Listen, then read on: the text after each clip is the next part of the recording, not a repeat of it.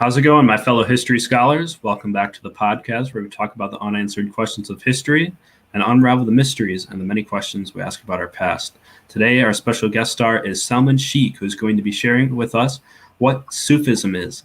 He is the author of a book as well as a YouTube personality. So, Salman, thank you for joining us today.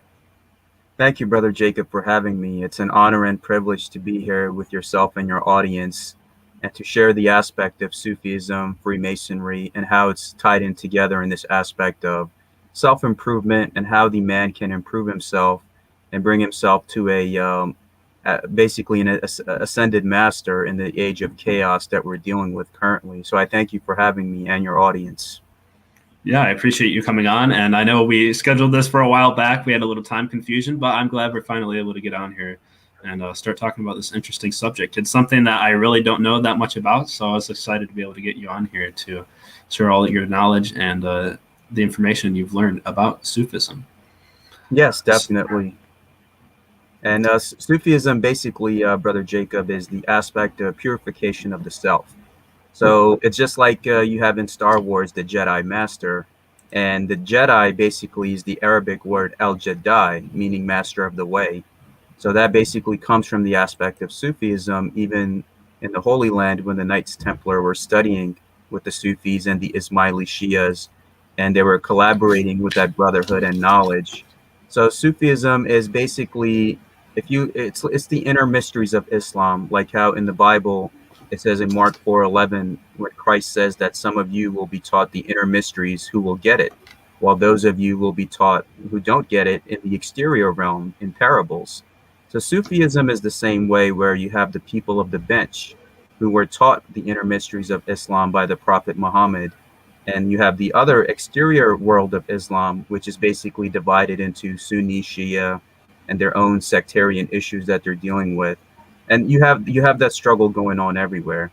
And the Sufism aspect is basically to do the right thing and become a better human being. Just like how in the Mason has a rough ashlar, and he's given the tools to smooth out his ashlar from the rough to basically becoming a smooth master, to master of himself, and to know thyself and to know thy Lord is the same thing that Sufism teaches, is to find God, or to get close to God, or to get close to your fellow man. First, you have to basically work on your qualities and fight with your lower nature and get rid of all of the bad qualities, get connected with your heart. And basically, they believe in this Mohammedan reality. And the Mohammedan reality basically means that there was the light of Muhammad. So people mainly think about the physical prophet that manifested in the 6th century. So they believe in the beginning of time and space, God had created this light of Muhammad. And from that light, everything comes. So the earth, the stars, the galaxies, humanity, all the unseen and seen forces of Mother Earth. So with the Sufi, he puts that in his heart, that how can I hate anybody if everything comes from this one source? Whether you're Muslim, Jewish, Christian, American, you name it, everything is connected to that one source. And that's why in the Sufi aspect, when somebody dies, they'd say to Allah, God we belong, and to him we shall return. So everything is basically an illusion. This world is basically a guest house. I checked in anytime I could. I came out of my mother's womb empty, naked. That's the same way I'll go when my time comes. We'll be empty and naked. But the things that you do take with you is, what good did you do for yourself and other people? And that relates to the aspect of the Holy Quran, where it says in Surah 2, verse 62, that it doesn't matter if you're a Jewish, Christian, or Muslim.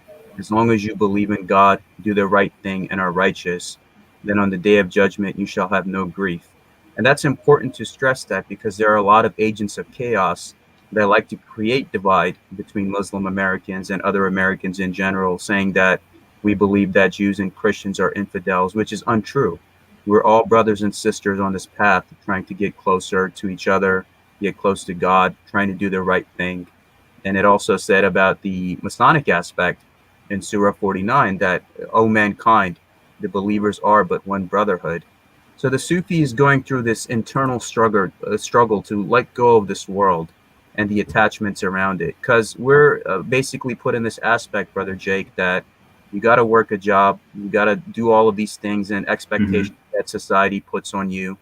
And you didn't just come here to pay bills and die. There was more to your life than an existence that matters in this realm. And that's what the Sufi is trying to connect in terms of helping himself, his family, his fellow neighbors. So when I became a Freemason, I realized that this is the exact same thing that I was doing in terms of Sufism being the Eastern parent or the Eastern version of Freemasonry. And seeing that in the West, it was basically like home for me. And that's what I've been doing is there's a lot of people, even in the Islamic community, Brother Jake, who have misconceptions about Freemasonry. And there's people in the Masonic world who don't know much about Islam. So basically, I found my purpose. On this side, I'm clearing up misconceptions. And on this side, I'm educating them about who's who, what, where, why, etc. So I prepared a PowerPoint for your audience, which will help me articulate all of this in a very well-designed fashion, which will answer all of your audience's questions. Yeah, that's awesome. I appreciate that. And one comment there, I think that people don't realize the connection that all the monotheistic religions have, that especially with Freemasonry, that we're all able to gather together and we don't have to fight. There's no need to fight, and there's no need for this division that we see so much in the world. And so I love that you brought that up, that exactly. Sufism says that as long as you believe in God, that everybody can be treated as brothers. Exactly. And I think that's basically the teachings of Masonry right there, summed up. That's exactly right. And it's beautiful, Brother Jake, that we're also in the world right now, especially with all the chaos taking place. Whether you're a Jew, Muslim, Christian, you could come together on the table of brotherhood, on the table of God, and love each other, respect each other. And the Masons are teaching humanity, especially people here, that if we can do it, why can't you? It doesn't matter what your position is, what neighborhood you live in, your socioeconomic status, your race. All those things are artificial barriers. That's what the Sufi says, that you are basically a manifestation of a human being, and you have to find God in your heart. If I have God in my heart, so do you. Because, you know, the aspect of the Mohammedan reality, we're all part of that one source. So that's what I'm trying to stress is you have agents of chaos that exist in all races, religions, countries, and groups in the world, because there's always that internal struggle between the light and the dark. So you got to know what's fact, what's fiction, what's myth, what's propaganda, and know that anything that's teaching division of any kind, that's not of God. That's not what those faiths are teaching. And that's what the beauty that I had in this country when I first came to America. I was in a all-American Midwestern town before I came to Philadelphia, and it was beautiful. People don't really ask you who you are and all these other things. And I was attending Bible school and I was attending Quran classes on the same day. And I realized that everyone is teaching the same exact thing. They're all teaching the same thing. All of these religions are a code of conduct. They're teaching you how to be a good human being, how to live a good, lawful life. And that's pretty much it. So if there's 6 ways from here, from Philadelphia to come to Chicago, from the different interstates, it's all taking me to the same destination, no matter which interstate I take. So with these different faiths, what the Sufi teaches is no matter what faith you're taking, it's all taking you to the same destination, which is in God's heart and in God's love. And that's what I see in the Masonic Brotherhood as well, those that are exemplifying that unity. I see no one else doing it, and that's why I believe Freemasonry is a pivotal force, not just in America, but around the world, that's needed in today's chaotic world. Right, and I don't know if there's an Islamic equivalent or not, but there is a Bible verse that says that the word of God, that God is written on every man's heart. So everybody knows God, but there's several different ways to reach him. And I think that's the beautiful part of religion. But yeah, if you want to share your presentation, I'm sure we'd love that. Thank you very much. Okay. Do you see it, Brother Jake? Yep, I have it here. I'll pull it up for you. Okay.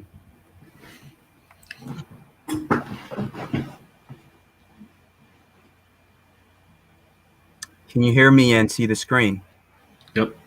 All right, perfect. So it's like what I pointed out with Brother Jake. This is a presentation which answers the aspect of Sufism, and also what we find in Freemasonry. And I hope that all of your listeners and viewers will be able to take something away from this. So I'll start a quote from William Preston, whom my lodge is named after. And he says, "The true Mason is a citizen of the world, and his philanthropy extends to all the human race. Uninfluenced by local prejudices, he knows no preference in virtue, but according to its degree from whatever country or climate may spring." So just like how I was as a young man attending Bible school, and I was attending Quran classes on the same day, and I realized that it's all teaching the truth.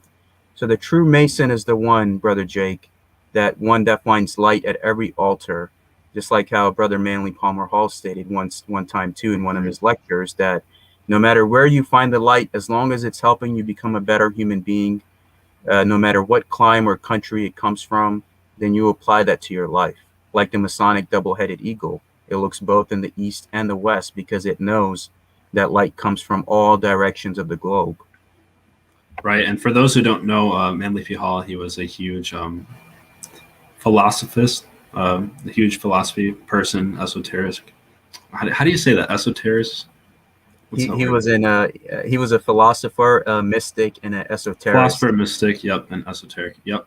And he wrote these beautiful books about how all of these different religions have their symbolism and they have their different styles of mythology, but ultimately, like Salman's sharing here, that they all tell the same story.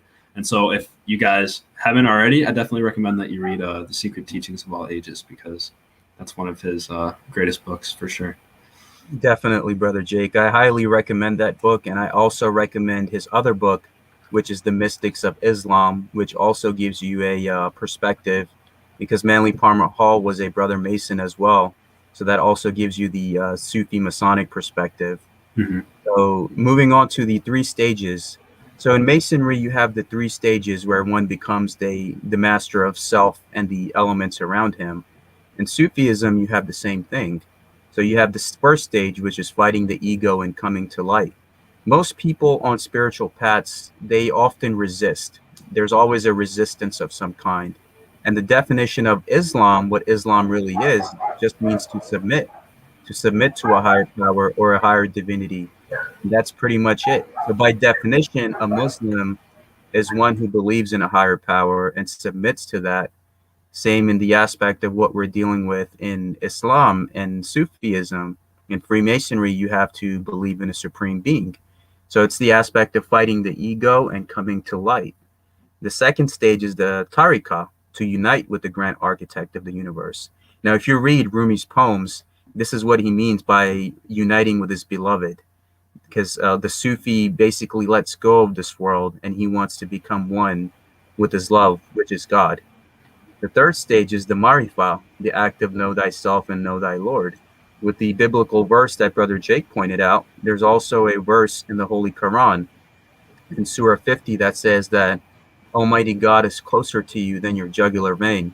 So we're always looking for God outside in the skies, not knowing that God is already playing hide and seek with you within your own heart and in your own soul, the place where you'll least expect to look, to find that divinity within you and to basically become a purification, or the taskiya ul nafs of the Sufi who's following the path of tasawwuf. Tasawwuf meaning one who is pure, and on the aspect of purification of the self. Now, right, and on the other side of that, Masonry teaches you to build the temple within yourself, that God is within yourself. That's also prevalent in Christianity. They say that the Holy Spirit is within yourself. So we see a lot of these same themes across multiple religions. That's exactly right. And I thank you for pointing that out. There's another thing in the Holy Bible, Brother Jake, that the kingdom of heaven is within. And if you find that within, then that's the most beautiful thing you can accomplish in this life. And now we're dealing with the 4 worlds and the 4 realms of knowledge. So the Sufi is dealing with this is the first world where we're in, the 3D world, which is matter, earth, water, air, fire, and ether. So we're dealing with this 3D reality around us, and that's the aspect of knowing God and the world. To know what is it that you're dealing with in terms of the world and your responsibilities as a human being within it. And just like how the Mason is taught to balance his time correctly, the Sufi is also taught to balance the world and his faith correctly. So you're not dedicating too much time to one thing. There's always a balance. And know that you're not taking time away from yourself, from your health, from your family, etc., and those kind of things.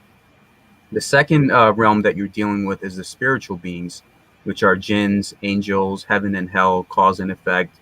Now, this is the aspect of as above, so below. Now, what's going Mhm. on here in this 3D reality that we're in currently? There's also reality taking place above us and beneath us. And depending on your perception and your action in this lifetime, you do attract the attraction of many of these beings. So if there's a spiritual war taking place here right now in our reality from our eyes and our point of view, there's one taking place with our higher selves as well in the fourth Mhm. dimension. And that's where you have a lot of powerful beings and masters in this life that might live boring, humdrum lives, but some of the real spiritual warfare that they're doing and some of the real work for humanity that they're doing is always done on the spiritual realm. And that's why meditation and I guess being able to access that realm through purification and prayers is very much stressed in the Sufi path. So the third realm that we're dealing with is the source of the lost word, the hidden tablet, the knowledge of spirit. Just like how the Okay. Masons are looking for the lost word. And we have the fourth realm, which is the realm of the grand architect of the universe, which is pure essence and God being the only reality. So the Sufis have a saying that Allah, God, is the only reality, and that this life is a game of deception. It's all a show, which it says that in the Quran too, in Surah 5, that the life of this world is an illusion and a deception, but only if they knew. And they tell you that your real life begins when you die and you wake up. So that aspect of death and rebirth and becoming one with yourself is very much stressed in the Sufi path as well. So now you're dealing with the five pillars of Islam, and that's basically what makes up the faith of Islam. So you have the first pillar, which is Shahada, the creed. In the Masonic terms, it could be to believe in a supreme being. The second, prayer, to be about your work, to get the work done, do the right thing, do the prayers, just like how you have prayers in the lodge room.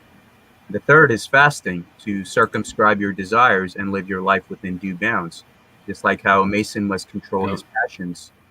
The fourth pillar, Hajj, which is pilgrimage. So if it's within your means to do so, the Muslim or the Sufi, one and the same, must, once in their lifetime, if they're financially capable of doing so, make a pilgrimage to the holy city of Mecca in the east to fulfill one of their religious obligations. Just like how they tell you in Freemasonry that if you're able to afford it and afford the dues and all that stuff, then that's when you're able to begin your path by not being a burden to yourself or your family or your job.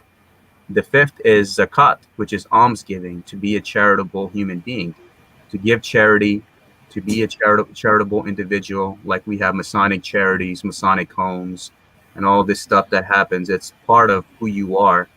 And these pillars of Islam go with the aspect of what we learn in Masonry, the pillars of Tuscan, Doric, Ionic, Corinthian, and Composite, Mhm. and to learn the arts and sciences and to basically apply these things to our lives. Now, the second part that we're looking at here is the jihad. Now, there's been a misconception in this country, especially by the agents of chaos who have been spreading lies through these different media venues to get people to hate Muslims or that divide that's been created. So the word jihad is basically struggle against the self.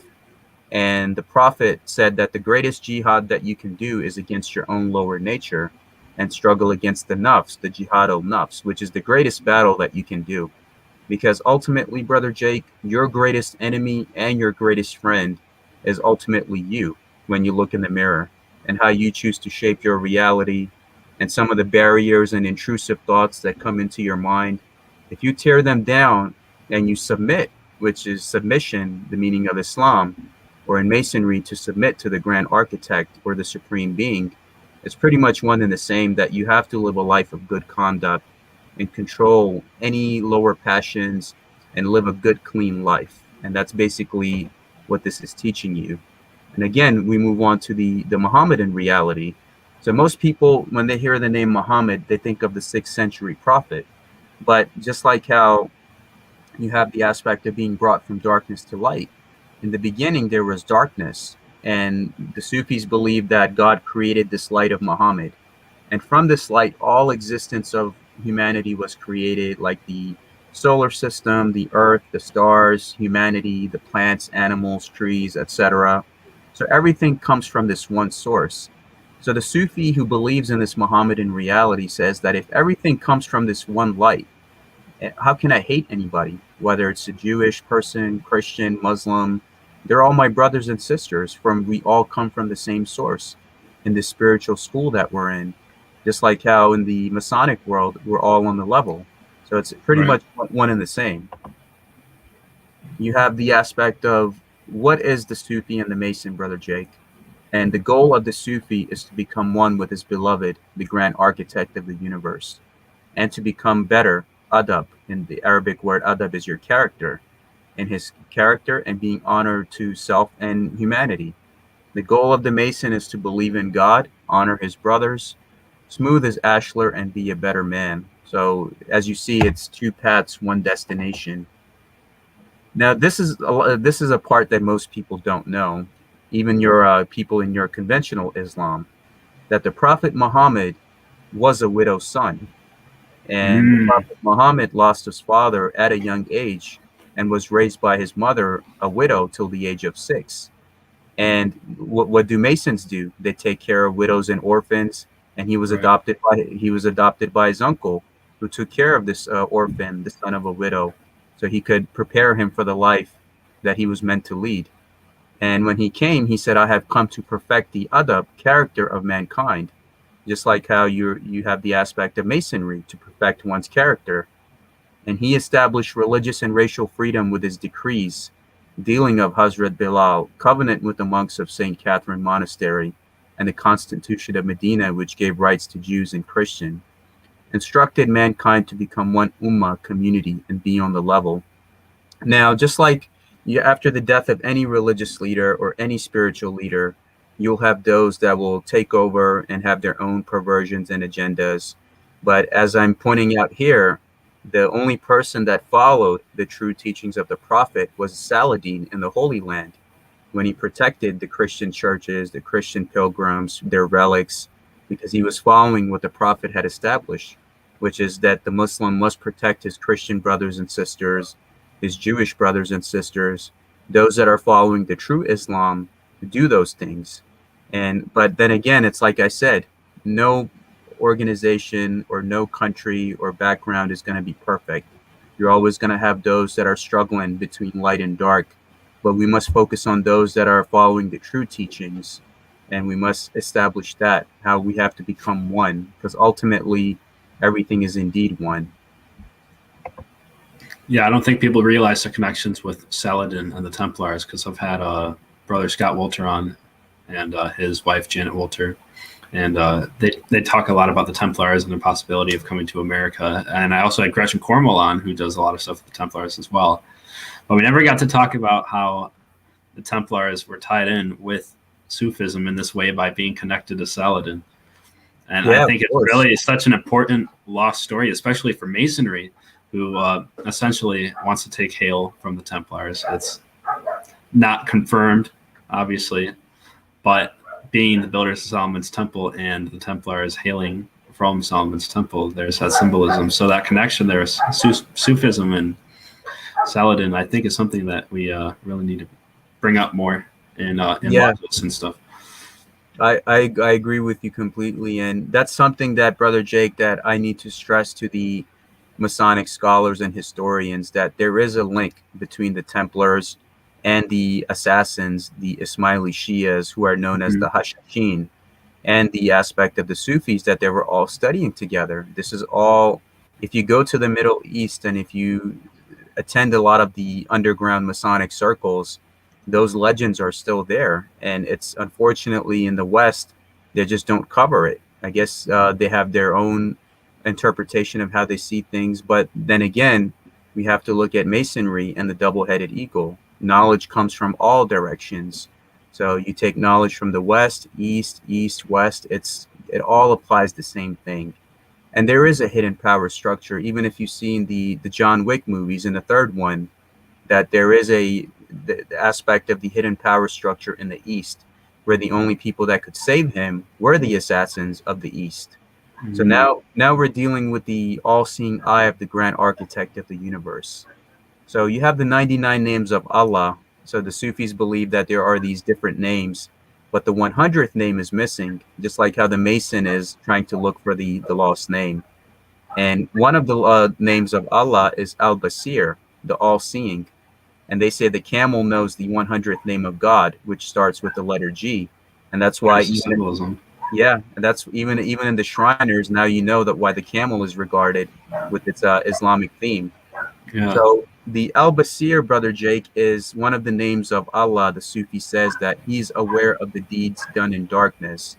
And there's a story that goes along with this, that there was a Sufi sheikh, or the equivalent of a worshipful master, and he had 3 students, or equivalent of 3 brothers under him, and he tasked them each that I will give you this chicken, and you go and kill it in a place where no one can see it. So the first guy took it in his house and killed it there. The second guy took it to the forest and did it there. And the third one, he got it right, because, obviously it happens in threes. So he came back to the sheikh, the master, and said that I couldn't do it anywhere, because everywhere I was, the all-seeing eye of the grand architect of the universe was watching me. And that's one thing that people don't understand in this lifetime, that you do not get away with anything. There's always a price to pay for your seen and unseen actions of this life. So you must always be accountable that whatever you're doing, even if you're 100 miles underground, that all-seeing eye of the grand architect will hold you accountable. Because, Brother Jake, we get lost in this life and think that, a man has to chase women, cars, degrees, titles, homes. Right. But if I go to sleep right now after I'm done speaking with you and I don't wake up, what is any of that going to do for me? It's about what good did you do for yourself and others. That's the spiritual wealth that you ultimately take with you. And that's what the Sufi is stressing, and that's what the Mason is stressing, that it's not always about money that will be, hold you accountable in terms of your admission and your value. It's about your heart. That's the main thing. Right, and sadly, our material world doesn't realize that tomorrow is promised to no one. So even the idea of, I'll do it tomorrow, I'll take care of those chores tomorrow, I'll save up all my money. No, the Bible teaches against that, and I'm sure the Quran teaches against that as well, that tomorrow is promised to nobody. So we should be choosing to live each and every day to the best of our ability. Exactly, and I agree with you, my brother, completely. And I would like to add with your audience that if there's anybody you need to call, pick up the phone and apologize and be the better person, or you need to text somebody, just do it, because tomorrow is not promised. If there's anybody that you want to tell that you love them, do it now, because tomorrow is not promised. And that's what will make your life worthwhile, when you live each day with that mentality. So now we're moving on to the brethren of the white cloth, equally divested and on the level. Now, as you notice, Brother Jake, when you have the innocence of the lambskin of a master mason, when you're in a lodge and you see master masons who've never met before, but when they see each other with that innocence of the lambskin, they greet each other as long lost friends. So in masonry, there are no strangers, just friends that you have yet to meet. Right. And that's the same exact thing. If you go to the holy city of Mecca, as you see in the picture, it doesn't matter what your race or religion is. They're all equally wearing that white cloth of purity. They're equally divested. It doesn't matter if one of them could be a president or a CEO or a janitor or whatever position there is. They're all equally divested. And the name of this cloth, interestingly, is the ihram, which phonetically is Hiram. So all of these brothers are Hirams on the level. And that's the beautiful thing about it. And that, Brother Jake, is what changed Malcolm X's life. When Malcolm X was here, he was being taught to hate white people, that the white man is the devil. And that's not what Islam teaches. When he went to the Middle East and he saw the holy city of Mecca in the East, he saw that white, black, Pakistani, Arabs, it doesn't matter who they were. Everyone was equally loving each other and respecting each other. And that's the guideline that true Sufi Islam and true Masonry promotes. And that, my brother, is what we have to fight for, and even call out those who are not representing it properly. because it is a big responsibility, and we have to make sure that the world we inherited, we give a better world to the generation that comes after us. For sure. And for those not familiar with Masonry, that's one of the coolest things I would say about Masonry for sure, is that everybody meets upon the level. So you could never have met somebody in your life in lodge, and when you come across them, they're no different than your brother, your biological brother. That's how close Masons are, and that's how everybody in the world should act. I agree, my brother. Absolutely correct. And now we're back on that topic of life being short. In Masonry, you have the Memento Mori, which you see the brother Masons who always have the skulls in the background, and they always are promoting the aspect of the skull. So the skull is basically, for the people that don't get it, it's not anything evil. It's just promoting the aspect of your life, that you have this short human life that's been given to you, and make the best of it. Don't waste your time. Just like what Sufi Islam teaches in the Holy Quran, that every soul will taste death. You cannot escape this. And we test you with evil and with good as trial. And to us you will be returned. So both good and evil come from the grand architect of the universe, because it's just like in Masonry. You have the black and white tiles. You have good days, bad days, good days. Because if it weren't for your struggles and the things that you went through, you wouldn't be who you are today. So those things are important, that, let's say, even for yourself, Brother Jake, to be a soldier or to be in the service, you have to go through those trials and tribulations. Otherwise, you cannot be who you are in your current standing. Same with the Sufi or the Mason. They have to go through their own trials, tribulations, and be able to walk that path with faith, by putting their faith in God and knowing that everything somehow, some way works out. That's why in the Islamic world, especially with, in the terms of war and these other things, they're not afraid to die, because they know that this whole life is an illusion. And that's why anytime there's a conflict of any kind, they'll be the first, even though that it's wrong and it should be avoided, they'll be the first to basically go for that aspect of war to defend themselves and their families, because they're not afraid to die. And that's what Masonry is teaching too, that while you have this life, make the best of it without any fear whatsoever. Now we have the aspect of on the level. Now, just any Masonic lodge you go to in America or all over the world, you always have all of the different holy scriptures displayed on the same table. And this is what it says in the Holy Quran from the Sufi aspect, from Surah 2, verse 62. That those who believe in the Quran and those who follow the Jewish scriptures and the Christians and the Sabians, any who believe in Allah, God, and the last day, and work righteousness, shall have their reward with their Lord. On them shall be no fear, nor shall they grieve. Just like in the Masonic system, they're respecting all of these books as volumes of sacred laws, and they tell you whatever path that you follow, as long as you follow the path of righteousness, the upright man, the upright Mason, and always doing the right thing, then you will always have that reward with the grand architect of the universe.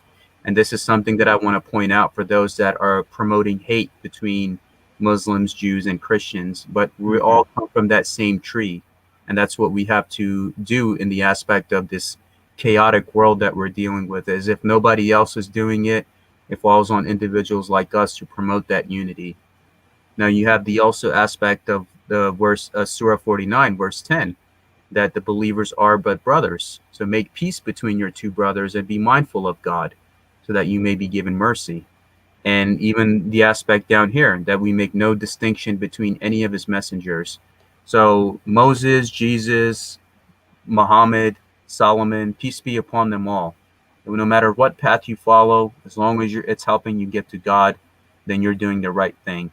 And that's what the Masonry teaches as well, that as long as you follow what path works for you the right way, and you're meeting everybody on the level, then you're on the right path. Now, the Sufis, Brother Jake, believe in La ilaha illallah. So anytime you see like a Sufi gathering, or you're seeing the dervishes like doing their chantings and meditations, they're always going to be chanting La ilaha illallah. And La ilaha illallah is basically are these 7 syllables that connect to you and tell you that God is the only reality, or the Grand Architect is the only reality. And with the 7 syllables, it ties into the 7th letter, which is G, in our Masonic square and compass. And this basically is teaching us, Brother Jake, that your inner temple, like your lower chakra, like working your way up to basically be the Al Jedi, or the Jedi, the master of the way, to work your way up from this root area and go through all of this stuff so you can become more spiritually aware with God. And that's the path the Mason is following as well, is the purification of self, that each day he has to sit down and think, is there anything that I could have done better? Is there anything that I could have said better? And is there anybody that I believe that I might have not done justice by? And that's the same aspect, that you have to overwork those things. The idea of hewing the rough ashlar, which is one of the biggest testaments in Freemasonry. Exactly. It's always to strive to make yourself better and to live each and every day better. So exactly. Now you have the aspect of to be duly tested and tried. Now in Sufism, if you ever go to in these Eastern countries like I have, and you go to a lot of these Sufi shrines, which are sometimes they're in the middle of nowhere, because they only want those that are true and worthy to journey there and be able to visit those places. A lot of the times what you'll see is you'll see a beggar outside, and the beggar will always test you. And unbeknownst to you, you might be dealing with the master of the place. But when you walk by, he will test you, test your heart. He will ask you for money or ask you for food. So we're talking all of this good stuff about humanity and all this stuff, but a lot of these masters will catch you one-on-one, and they will see, is this person who he really says he is, or is he just talking? So you do get tested and tried on this path, Brother Jake. Just like how after you become a Master Mason, you will see everybody coming out of the woodworks in the terms of beggar, those that ask you for money, those that need your help. So that's important that you don't fail those trials, because those trials are there to test you, to see, like, Jake and Salman are saying all of these things, but are they really going to be about it when the time comes? And it's the same thing on the left-hand side, where you have the Salomonari, which they also come from Romanian mythology. And as you see with the Salomonari, he has a collar, he's holding a gavel, he's holding a stick, he's holding a book with the Masonic double-headed eagle. And these people are believed to be coming from the inner earth. So I was able to tie the Sufi with the Salomonari, and they say King Solomon himself came from this inner earth civilization, because they were like these ascended masters, and they disguised themselves as beggars. And that's what the parallel that I made with Masonry and Sufism is, when somebody in distress comes and asks you for help, that's when your character is tested. Right, and connecting that in, I don't want to give away too much for those people that aren't a part of Masonry, but we have what's called the Chamber of Reflections, and on the wall is Latin words, I think they're Latin, vitriol, which means visit the interior of the earth, and basically to cleanse yourself. So again, that might even be in reference to this inner civilization that you're talking about. Exactly. And tie in that you're to journey within yourself, journey within the earth, physical and spiritual, both represented right there, to cleanse yourself and make yourself better. Yes, exactly right. And as you see, like even with the Salomonari elder, he's dressed as a Mason in all of his the representation that he embodies himself. So now we move on to the master of the work. So in the aspect of Sufism or Islam, Brother Jake, you have to memorize the Holy Quran, like from front to back, back to front, like all 114 chapters of the Quran, and all of this aspect of Arabic and English, in whichever way the student is able to do it. But Arabic is stressed more. And that's is this just for Muslims, or is this for Sufis? It's basically one and the same. One and the same?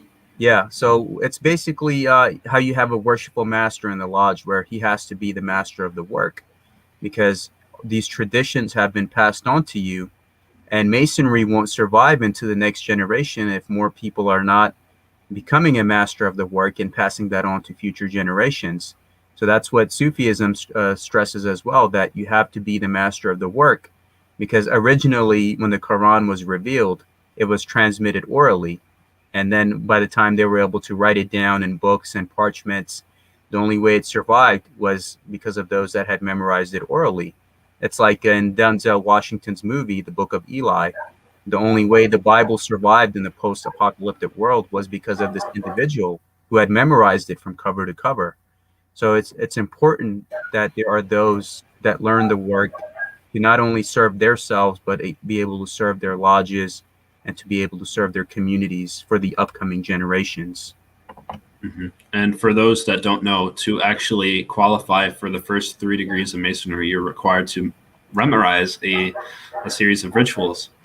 And it's important because, again, just like Salman was saying, that you become master of this work, that you actually are able to understand it and recite it if people were to ask you about it. And then I also remember a story, you can correct me if I'm wrong, but in esotericism, there's a person known as Hermes Trismegistus, Yeah, who was supposedly the creator of the written language, I think.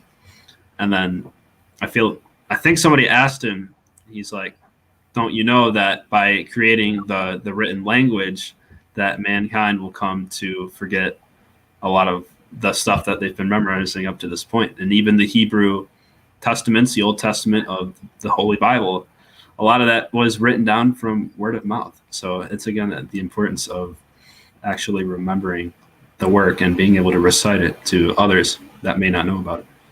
exactly, my brother. And you're right. Exactly. There's a lot of truth in those different teachings. And it's like I said, whether you're finding the truth from Sufism from the East, or like ancient Greek truths from Hermes Trismegistus from ancient Greece, there's truth to be found in all of those different venues, because it's all tying you back into that same truth, which is to know thyself and to know thy reality, or to know thyself and to know thy Lord, which even if you go to the House of the Temple, the Scottish Rite Center in Washington, D.C., you will see those same, basically that same saying inscribed there. So it's like what we say, Brother Jake, moving on to the aspect of us believing in God no matter what. And the Sufi believes in the same thing, that Allah, God, is the guardian of those who believe. He brings them out of the darkness into the light. So in this world right now, you have about a population of 7 billion people. And out of the 7 billion, only 6 million people are Freemasons, because not everybody has the, I guess, tenacity inside of them to be a true believer. And how that verse that I pointed out earlier in the Quran, that it tells you that mankind or the believers are but one brotherhood. So those that put their faith in God, and how even in Masonry, you're taught to put your faith in God, and then that same faith brings you from darkness into the light. So, as you see that I'm tying this with Sufism and Freemasonry, is pretty much one and the same thing. And that's why I felt so at home with Freemasonry. And I was thinking this is the same exact thing that I was already doing. Yeah. And it just helps me basically bring that venue from the Western perspective as well. So I'm grateful for that. Yeah, and like I was saying at the beginning of this podcast, I knew probably little to nothing about Sufism and not very much about Islam at all. But as Salman's been sharing this presentation with us, I see a lot of these common themes with other religions, Christianity, Judaism, with that, which I know a little bit more about because I'm European, so that's it's natural for me. But also with Masonry, and then the fact that all of these are tied together and that they're really all one and the same time, the same story. Indeed, my brother. That's basically all that there is. And that's the beauty of Islam, is that they tell you that the definition of it, as long as you believe in God, by definition, you're a Muslim. And the same thing in Masonry, as long as you believe in a supreme being and you're of a good character, you're a Mason. And now we move on to the aspect of being humble, the story of the beggar. Now, Sheikh Abdul Qadir al-Jilani is one of the greatest Sufi masters that existed in this world.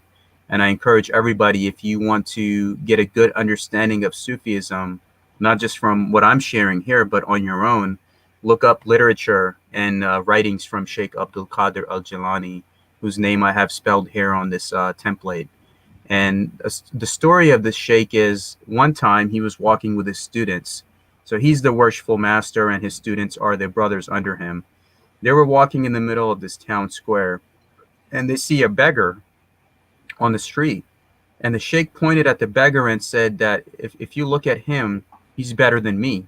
And the students were shocked that, why would you say that? Like, you're this great holy man, you're a high mystic.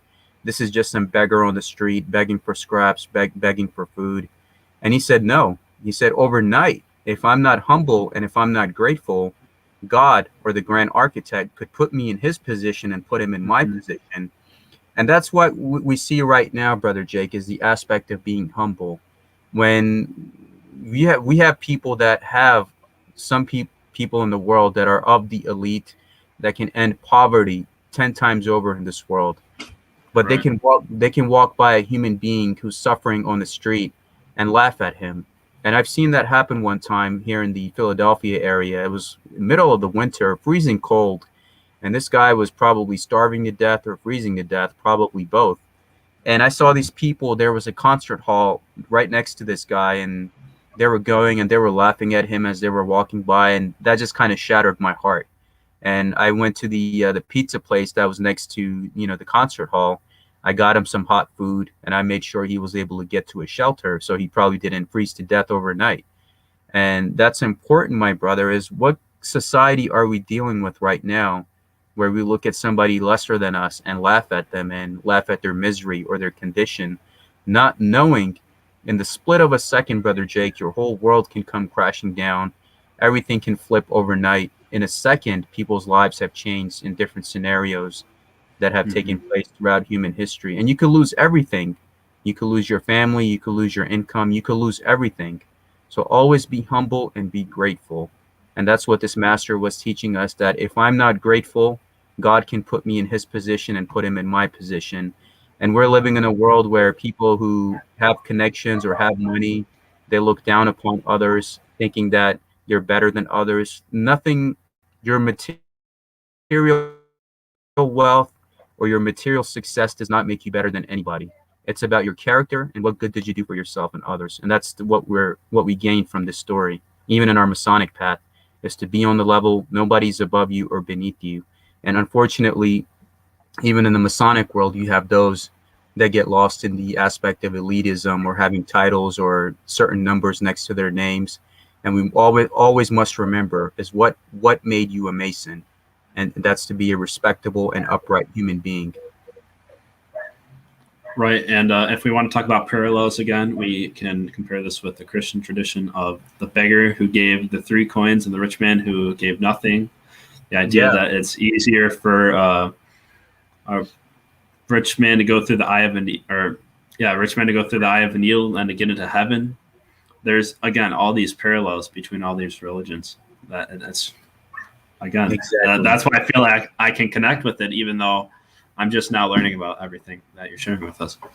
Exactly, my brother. And it's like I said, education is very important, because there are those that always wanted to divide us as human beings, as Jews, Christians, Muslims. And if we all took the time to learn about each other, we would realize that they're doing the same exact thing that I'm doing. I sat down with a Jewish brother not too long ago and realized that what they do in their traditions and keeping the meat and the dairy separate and so many other things, like we do the same exact thing.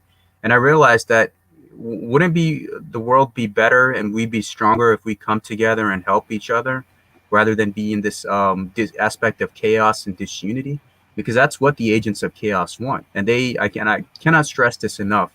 They exist in all races, religions, groups, and countries of the world. It's not just limited to America alone. I've been to other countries, and there's always that balance between light and dark, and we must be on the side of the light, because even as Masonry teaches us, good and justice always prevail no matter what.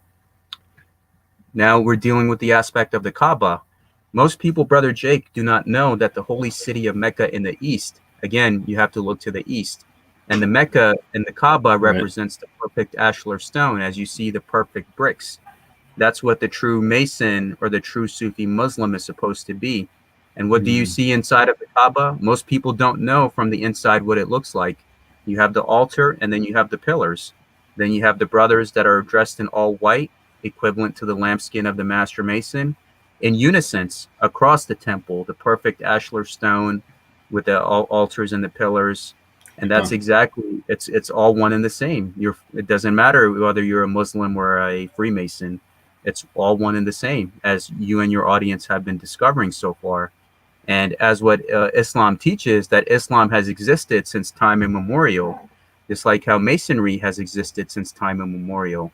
So the aspect of the Kaaba, or what the Muslims call the Kaaba or the black stone, they're not worshiping that black stone. That's just a representation of the temple of God. And that's what you have the Ka and the Ba in ancient Egypt, where you have the 3 stages of masonry, you have the 3 stages of the soul. And the Kaaba is basically your soul, the soul in the human form, in the astral form, and then the Ak, which is the 3rd stage. And Ak in Arabic is brother. So you have to become that brother by getting to that 3rd stage, by infusing both the spiritual and physical realms together.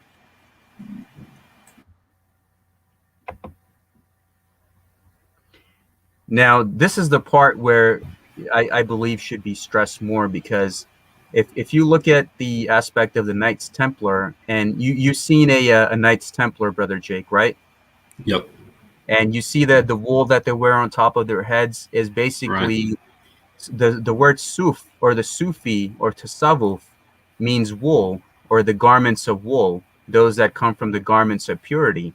They wear these garments of wool of purity, and that's where the Knights Templar, when you see that wool on top of their heads, that's basically in a tribute to Sufism, the Suf, the wool, to be the aspect of the pure. Because when they were there studying with the assassins from the Islamic Shias, and also with the Sufis, they were taking that knowledge with them from the Middle East back to Europe. And it was the Al-Banna Sufi order with Rashid ad-Din Sanan, who was the equivalent of Hassan Saba, the old man of the mountain, who told the Templars that you might have the cross, but we'll teach you the meaning of the cross. And if you look at the cross, Brother Jake, and you fold it up, it becomes the perfect cube, just like the Kaaba of the perfect ashlar stone. And that's exactly what it is. And if you look at the Templars, when they went back to Europe, they were basically persecuted. They were accused of being heretics, and they were persecuted on what day? Which a Friday, which is a holy day. Yep. Friday being a holy day for Muslims. So they were also, you have this aspect of the Leo Tex Hill hoax, where they were saying they were worshiping this being called Baphomet. Yeah. Baphomet is actually a bastardization of Mahomet, because at that time the spelling and the English language was a little different compared to now. So Muhammad was spelled Mahomet, and the Leo Tex Hill hoax turned it into Baphomet. So the Templars were accused of worshiping Muhammad in secret, and as you see with the wool on top of their heads, paying tribute to the Sufi Muslims, and they were persecuted on a Friday, which is a holy day for Islam. And on the left-hand side, you see the Sufi and the Knights Templar both wear the white and the red. If you look at the assassin and the Templar, when they both would come at you in battle, they would both be wearing white and red, so you wouldn't know who is who.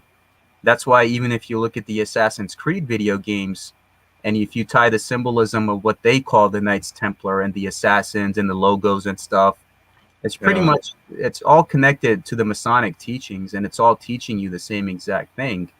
And that's what it is. It's that aspect of being pure of the soul, being pure with self, being pure with others. And that's what I stress to the Masonic scholars, even though there's no historical record that basically can prove this, but they have to address this missing link, because a lot of them have for far too long ignored it.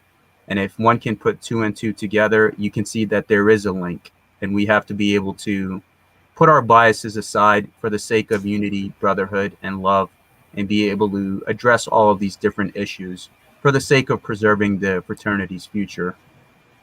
Right, and I would stress this to all the Templar historians as well, because there's this whole other side of the story that I feel like a lot of these researchers aren't looking at. They're looking at the European side. What's the story of the Templars in Europe? But there's this whole story with the Templars in the Middle East connected with Sufism and everything you've been sharing in this presentation. And a lot of these connections that you're making with Baphomet, and Muhammad and the colors with the red and the white, and even the story of the old man in the mountain.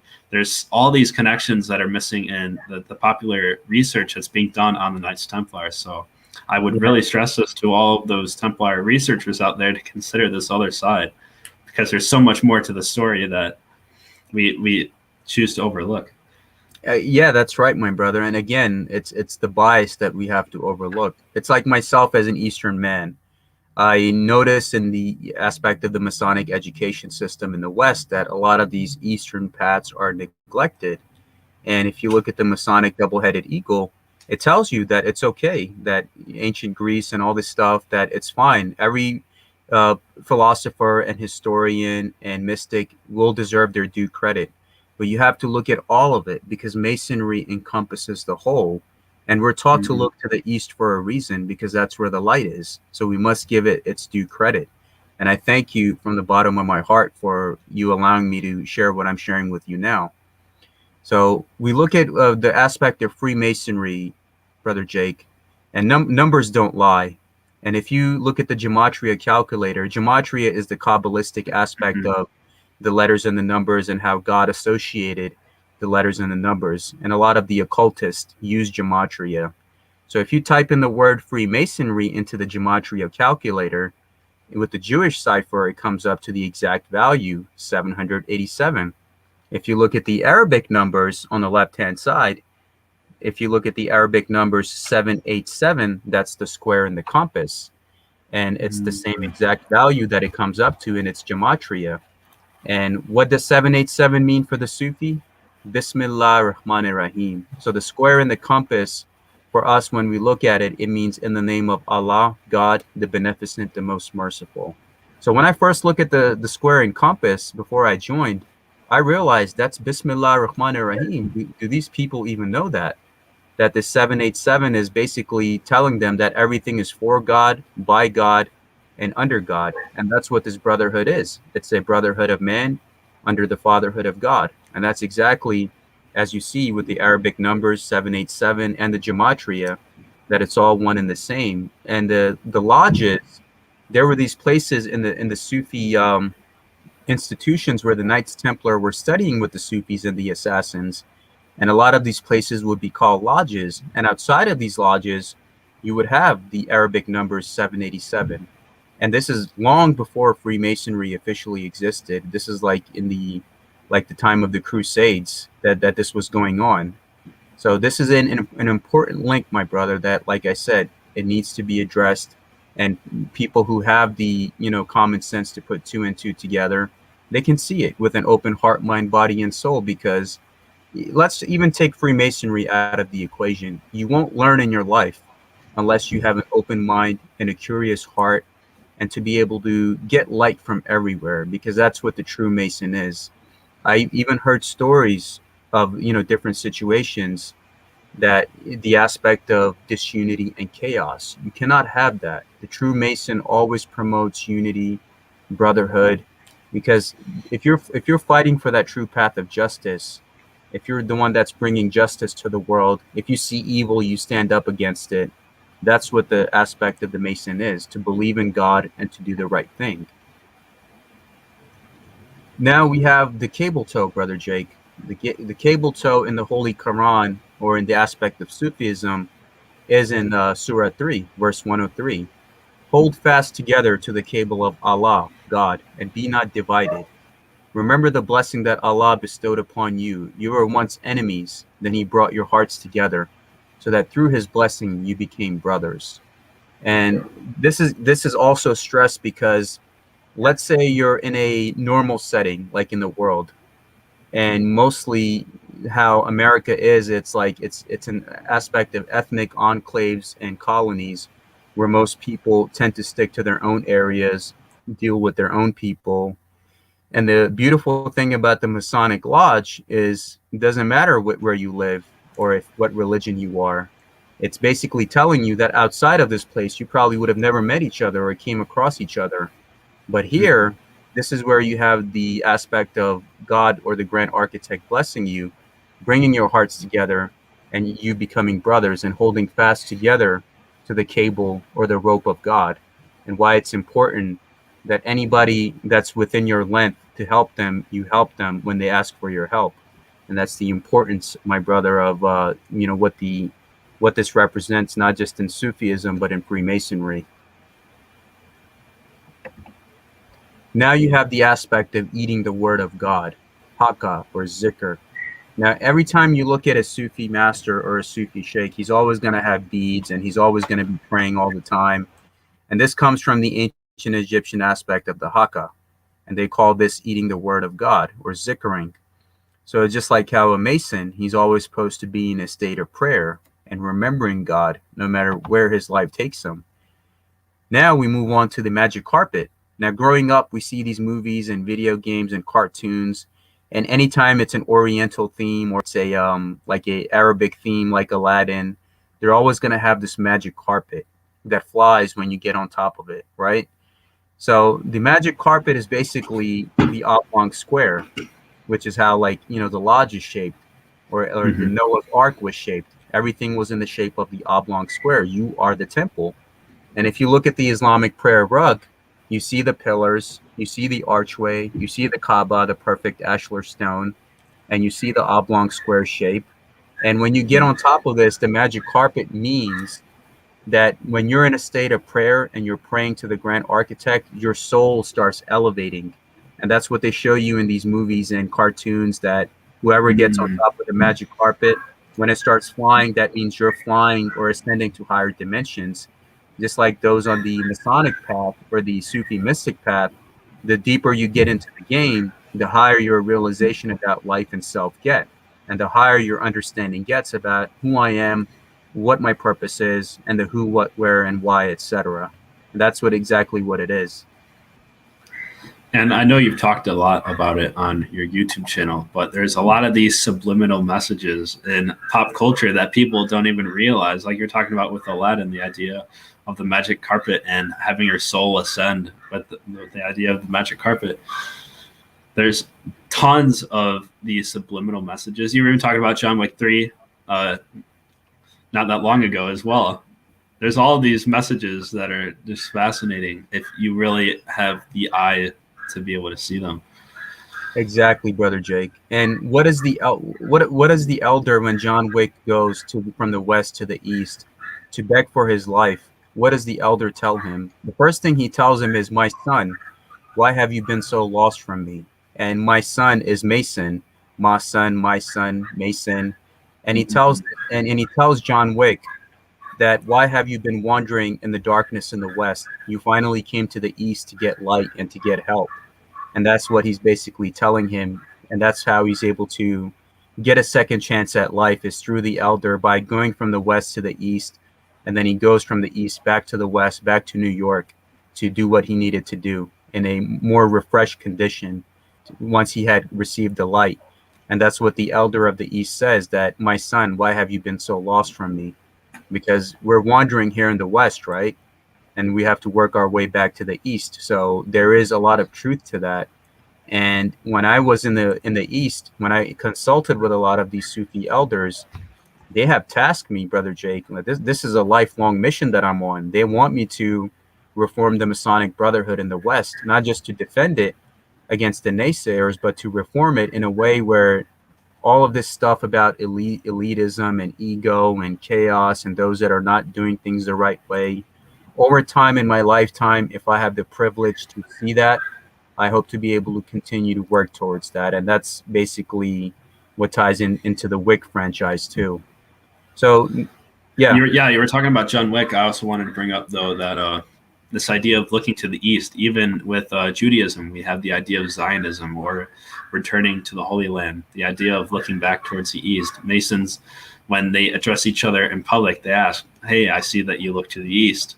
It's this reminiscing back in the Holy Land, where a lot of these ideas were originally started and founded, that we need to continue to look back on our history and remember where we came from so we can use that to improve ourselves. And that's the whole concept of history and the teachings of Islam or Masonry. Yeah, I agree with you completely. And it's like you and I have both expressed. that the Masonic scholars of the West have to take these missing links seriously and not just address things that make them comfortable. Sometimes you must have uncomfortable conversations because it's all about the growth. You have to look at the growth aspect. And that's what we're trying to address here on your platform as well, which I'm truly grateful for. Now we're looking at the Islamic connection to America. Now, Brother Jake, I want you to guess. There's one state in the entire union of these United States. There's only one state that has an Islam Day, which is like a mandated state holiday. And I want you to guess what that state is.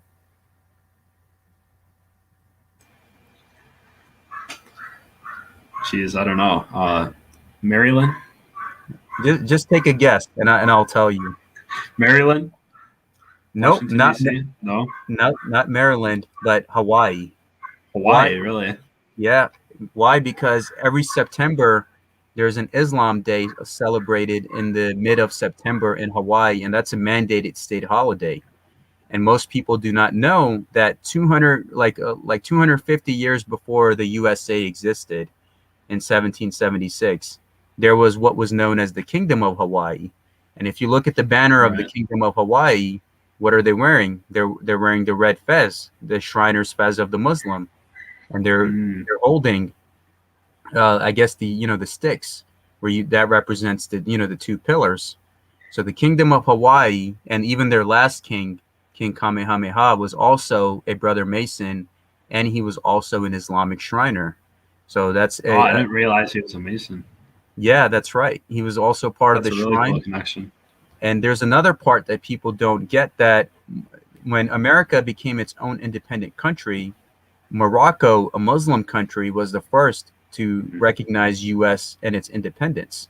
So the first country that recognized America as an independent nation was Morocco, a Muslim country. And besides the Hawaii connection, they can also look up George Washington's letter to the Sultan of Morocco. And all of these things, the Masonic scholars are not talking about it. The school history books are not talking about it. So this is all important. And every time we should walk away with learning something new. And that's what makes the endeavor worthwhile. Now, Brother Jake, we're looking at Saladin and Richard. Now, you're always taught. Yeah, that's right. And you're always taught that Brother Masons always spared each other's lives. Whether it was in the American Civil War, you're always taught about those lessons, that Brother Masons on the opposite side spared each other's lives. In World War II, World War I, where these guys on opposite sides who hated each other were fighting each other on the battlefield, but they sat together in lodge. It was the same story with Saladin and Richard the Lionheart. Most people do not know this, that Saladin and Richard were brothers, that every time Richard was sick or he needed help, Saladin would send his physicians and check up on him or send him horses. Anytime anything happened to Saladin, Richard would send his people to check up on him.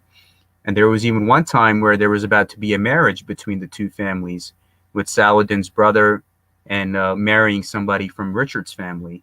So our Masonic Brotherhood, most people do not realize that whether it's the American Civil War, World War I or II, or what we see in the Holy Land, Brother Masons can be on the opposite sides of the conflict, but together they are serving the same purpose in many ways for the defense of their self and their peoples.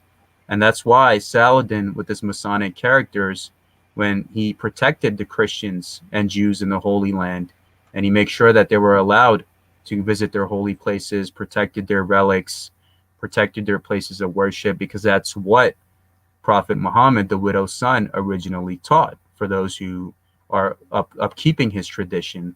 And also, if you go to Jerusalem, the Holy Sepulchre, which is a holy Christian church, ever since Saladin passed the keys on, where it was given to Saladin, ever since then, from that time, 1,000+ years ago, up until now, Brother Jake, that each generation of that Muslim family has passed the keys down to the next generation, and they are still maintaining the responsibility of that church in Jerusalem that people don't know about. That's honoring the brotherhood between Saladin and Richard the Lionheart. That doesn't matter if we were on opposite sides, we're Christians, Muslims, Jews. At the end, we're all one and the same in this short human life, trying to do the right thing. And if we're talking about Saladin, I believe it was the Horns of Hattin, or the Battle of Hattin, where he actually spared the Christian crusaders' lives. And again, we see that connection, that even though we're on opposite sides of this battle, that we can still choose to respect each other and to try to come to an understanding of each other's points of view. And that's the whole idea with Masonry again. Exactly, my brother. And now we're back to the Masonic equation. If you look at the Scottish Rite degree of the Knight of St. Andrew, you have the Templar Knight. And what does the green represent? The green represents Islam. So you have a lot of these Templars that were there studying Islam and studying occult Sufi texts. And then you have a lot of the aspects of, being knighted and all of those things. So even the Scottish Rite is teaching you in the Knight of St. Andrews and in the 17th degree about the connection between Sufism and Freemasonry. Same thing in the Masonic double-headed eagle. When we pray, Brother Jake, when the Muslim is praying, just like how you're on the magic carpet, the oblong square, you say salam or peace to both sides, the right side and the left side, because God is everywhere. Knowledge is everywhere. As you've seen a Muslim pray, when he's done praying, he's going to say a prayer to the right and to the left. And that's equivalent to the double-headed eagle, which in itself says that my faith is in God. So just like how the Muslim is putting his faith in his God and saying salam to both sides while praying on the oblong square on the magic carpet, this is what it's teaching us, that God is everywhere, and you must be able to accept knowledge from all directions in which it may be given to you. Yeah, I never realized that connection with the double-headed eagle. I'm glad you brought that up. Yeah. So now we're looking at know thyself. Now, this is also, if you go to the Scottish Rite in the Washington, D.C., their main house of the temple, you have this inside inscribed in the same place where they display all the holy books on the altar, where it says, I searched for God and found only myself. I searched for myself and found only God. So Sufi proverb, and it's teaching you that all your life, Brother Jake, you're taught to look outside, you're taught to look above, but not knowing that God is in a place where you least expect it. Is basically, this world has been given to humanity, and humanity has to decide what the future of this world will be. We can't blame God if things are not going right. It's us collectively.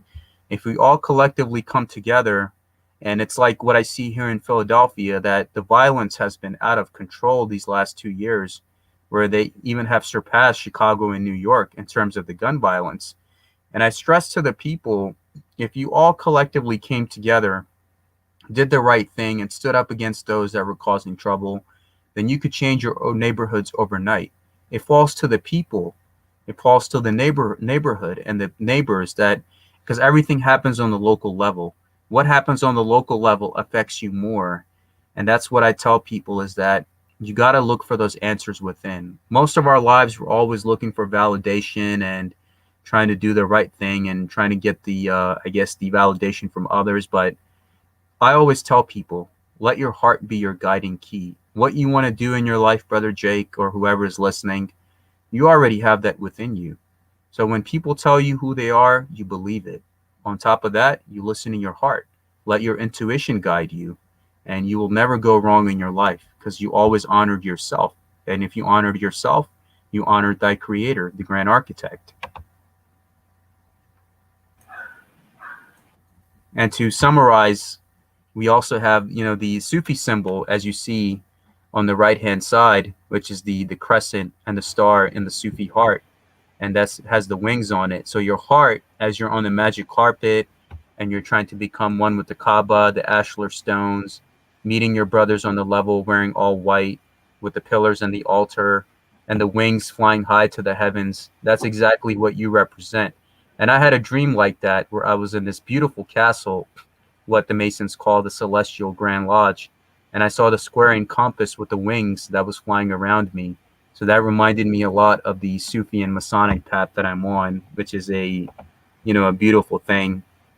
And in terms of this presentation, Brother Jake, and what I've been able to share with your audience, I'm ready to accept any questions or comments or anything that might be of an interest to you. So we can see that whether you're a Freemason or you're a Sufi Muslim, it's all one in the same, my brother. That's for sure. And if you want to bring up that last slide so people can see your information, I noticed that. I want to make sure yeah. that you got your credit in. Yeah, I just got my email there. So if people want to email me, you could just email me at salmonshake911@gmail.com, or you could just look me up on YouTube. Just type my first and last name and I'll pop right up. And if you have any questions or comments, I can take them now. Or if in the future you would like to contact me, I'm open to that as well. So, and I hope, Brother Jake, that I was able to answer many questions that you had or your audience had about what is that connection or similarity between the Sufi Muslim or the Freemason, and you realize it's all one and the same. It's all the same. It's the same exact thing.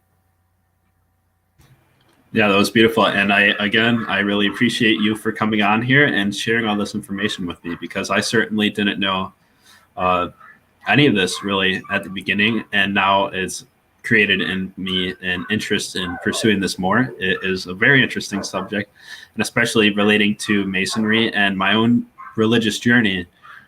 There's so many connections that I'm definitely going to look into it deeper. But exactly, my brother. And to basically say what Sufism is saying, whether you're a Jewish, you're a Christian, or Muslim, be the best that you can be. If you're following the Jewish path, there's the Kabbalah. If you're following Christianity, there's Gnosticism. If you're in Islam, there's Sufism. So it's just like how it says in the Holy Quran that it doesn't matter what you believe in. As long as you do right by God and believe in God and are righteous, then on the day of judgment, you shall have no grief. That's what Freemasonry is promoting too, that as long as you have a belief in a supreme being, you do your own thing, be the best that you can be a good human being, and all of it is going to take you to the same exact destination. If I'm following A road, B road, C road to get to Chicago from Philly, then it's all getting me to the same destination no matter which route that I take. And that's one mountaintop and many different paths, my brother. And I hope one day down the road, I do get a chance to come to Chicago and see you and enjoy the beauty of the city. That'd be awesome. Definitely email me. That'd be something I'd be interested in as well. But with that, thank you for coming on. And everybody who's watching, thank you for watching. Stay tuned. I will be putting the audio only version of this out on all of our major podcast platforms, as well as iHeartRadio, which we just got on not that long ago. So, Salman, thank you for joining us. Thank you, my brother. God bless you always and your audience, and thank you for having me. Goodbye, everybody. Goodbye.